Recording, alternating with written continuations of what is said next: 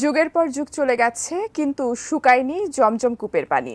এবার আল্লাহ সুবহানাহু ওয়া তাআলার এমন অলৌকিক নিদর্শন অকপটে স্বীকার করলেন বিজ্ঞানীরাও। আসুন জেনে নেওয়া যাক কি কি অলৌকিক নিদর্শন রয়েছে জমজম কূপে, কেন মুসলমানদের কাছে এই কূপ এত গুরুত্বপূর্ণ, কি আছে এই কূপ থেকে পাওয়া স্বাদযুক্ত সুপেয় পানিতে। মোহাম্মদ সোহাগ বিশ্বাস জানাচ্ছেন বিস্তারিত। দুনিয়ার বুকে আল্লাহ তাআলার অনন্য কুদরত জমজম কূপ। মসজিদুল হারামের ভেতরে পবিত্র কাবা ঘরের ২০ মিটার পূর্বে এই কূপের অবস্থান। ধারণা করা হয় প্রায় ৪,০০০ বছর আগে এই কূপের উৎপত্তি। হজরত ইব্রাহিম আদম আলাইহিসসালাম ও তার পুত্র হজরত ইসমাইল আদম আলাইহিসসালামের সঙ্গে জমজম কূপের রয়েছে ইতিহাস, যদিও কালের বিবর্তনে জমজম কূপের মুখ বন্ধ হয়ে গিয়েছিল। মহানবী হজরত মুহাম্মদ সাল্লাল্লাহু আলাইহি সাল্লামের দাদা আব্দুল মুত্তালিব স্বপ্নযোগে আদেশপ্রাপ্ত হয়ে এই কূপ পুনর্খনন করেছিলেন। জমজম কূপের পানির স্তর ভূপৃষ্ঠের প্রায় 10.6 ফুট নিচে। এখান থেকে প্রতি সেকেন্ডে ৮,০০০ লিটার হারে পানি তোলা হয়।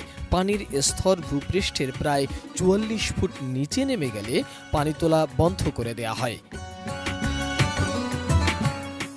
পানির স্তর মাত্র ১১ মিনিটে আবার ১৩ ফুট উচ্চতায় ফিরে আসে।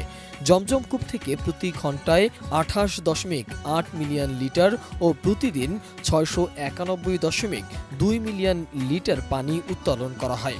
এ পর্যন্ত দুইবার জমজম কূপ পরিষ্কার করা হয়েছে। ১৯৭৯ সালে তৎকালীন সৌদি বাদশাহ খালিদের নির্দেশে পেশাদার ডুবুরিদের কূপের ভিতর পাঠানো হয়।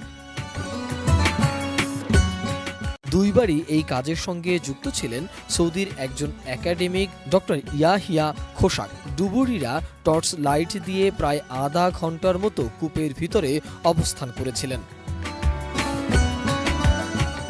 সেখানে তারা দেখতে পান কূপের গভীরতা ১৯.২ থেকে ১৯.৮ মিটার পর্যন্ত।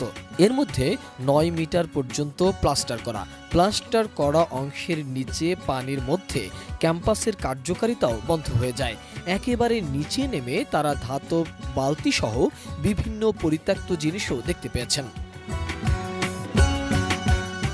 কূপের আশপাশ থেকে সাবমার্সিবল পাম্প দিয়ে উত্তোলন করা হয়। এতে কূপের ভিতরে পানির স্তর ৫ মিটারে নেমে আসে। তখনই কয়েক মিনিটের জন্য পানির উৎস দেখতে পেরেছিলেন ডুবুরিরা।